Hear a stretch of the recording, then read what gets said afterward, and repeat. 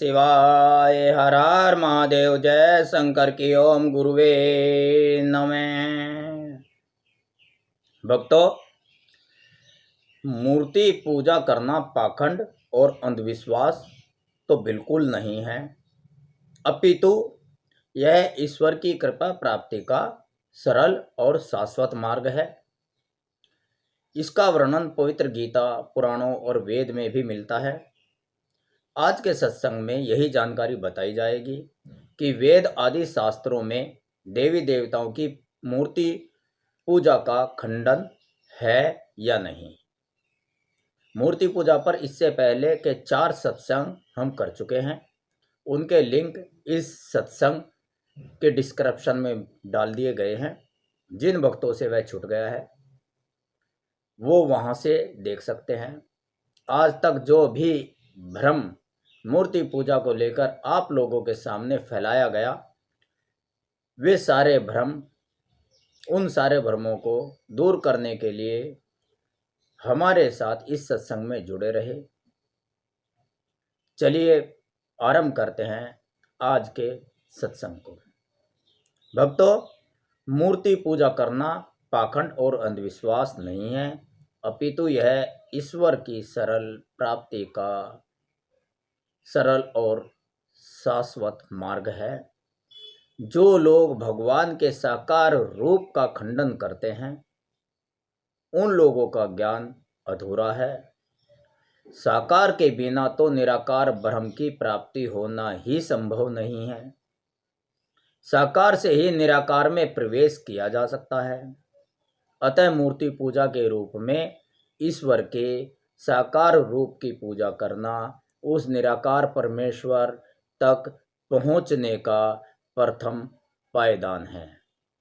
भक्तों, पवित्र गीता के अध्याय 9 के श्लोक 23 में भगवान श्री कृष्ण जी अर्जुन को कहते हैं, ये पन्या देवता भक्त यजन्ते श्रद्धायान्विता तेपि माम एव कौन्ते यजन्ते विधि पूर्वकम। अर्थात, हे कुंती पुत्र, जो भक्तजन श्रद्धा पूर्वक अन्य देवताओं की पूजा करते हैं, वे भी मेरी ही पूजा करते हैं। श्री कृष्ण जी अर्जुन को समझाते हुए कहते हैं, जो भौतिक लाभ के लिए निम्न देवताओं की पूजा करते हैं, वे भी श्रद्धा से संपन्न होते हैं तथा उनकी प्रार्थनाएं दिव्य देवताओं द्वारा सुनी जा सकती है। अर्थात देवी देवता अपनी मूर्ति के रूप में फल देते हैं और ईश्वर तो अमूर्त है। अतः ईश्वर और देवता एक नहीं है। देवता ईश्वर का साकार रूप है और ईश्वर का अपना स्वरूप निराकार है। मूर्ति पूजा करने वाले देवी देवताओं की पूजा करते हैं, अर्थात गृहस्थ लोग भौतिक पदार्थों की प्राप्ति के लिए देवी देवताओं को पूजते हैं। पवित्र गीता के अध्याय 9 के श्लोक 24 में भगवान श्री कृष्ण जी अर्जुन को कहते हैं, अहम ही सर्वज्ञानां भोक्ता च प्रभुरेव च न तो माम अभिजानन्ति तौत्वेन्तश्चवन्ति ते। मैं, इसका मतलब है मैं सभी यज्ञों का भोक्ता और एकमात्र स्वामी हूँ, किंतु जो लोग मेरे दिव्य स्वरूप को समझने में असफल रहते हैं, उन्हें पुनर्जन्म लेना पड़ता है। इसका अभिप्राय यह है कि गीता के अध्याय 9 के श्लोक 24 में भगवान कहते हैं कि जो लोग ईश्वर के निराकार रूप को पूजते हैं, उन्हें पुनर्जन्म नहीं लेना पड़ता, और जो देवी देवताओं को पूजते हैं उन्हें पुनर्जन्म लेना पड़ता है। अर्थात मोक्ष की प्राप्ति नहीं होती, सुख सुविधाओं की प्राप्ति होती है।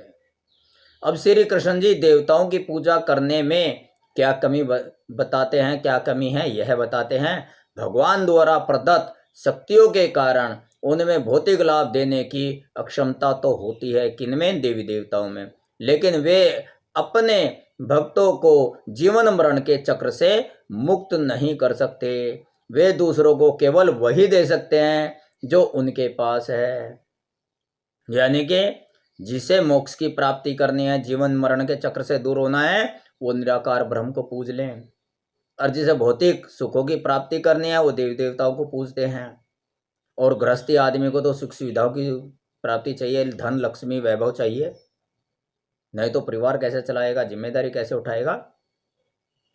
तो ये वृतांत आता है। अर्थात साधु सन्यासी लोग गृहस्थी से कोई मतलब नहीं रखते, उन्हें गृहस्थी से कोई मतलब नहीं होता, इसलिए वो मोक्ष की प्राप्ति के लिए निराकार ईश्वर की पूजा करते हैं। देवी देवता मूर्त समाना, देवी देवता मूर्त समाना, ईश्वर है अमूर्त ये जग जाना। इसलिए मूर्ति पूजा भी गलत नहीं है। देवी देवताओं के रूप में ईश्वर साकार भी है और स्वयं के स्वरूप में अर्थात आत्म रूप में निराकार भी है। फल की प्राप्ति के आधार पर और पूजा की पद्धति के आधार पर दोनों रूपों की पूजा में भेद है। संसारिक और गृहस्थी लोग भौतिक सुखों की प्राप्ति के लिए देवी देवताओं की पूजा करते हैं और साधु संत सन्यासी मोक्ष की कामना से ईश्वर का ध्यान योग साधना करते हैं। वेदों में मूर्ति पूजा को सीधे तौर पर परोक्ष रूप से वर्णन नहीं किया गया है, लेकिन परोक्ष रूप से जरूर मिलता है, अर्थात सीधे तौर पर प्रत्यक्ष रूप से नहीं कहा गया है, लेकिन कुछ कुछ वृतांत मिलता है। ऋग्वेद में देवामानेवम आया है, यह वर्णन आया देवामानेवम, जिसमें कई भाष्यकारों ने इसे देवालय यानी मंदिर बताया है। देवानम का अर्थ और भाव मंदिर निर्माण से बताया है।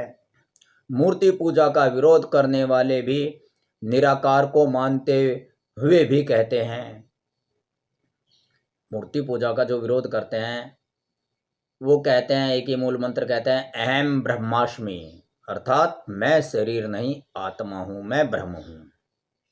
और आत्मा निराकार है, पर जगत में उनकी पहचान किस रूप में है? शरीर के रूप में ना।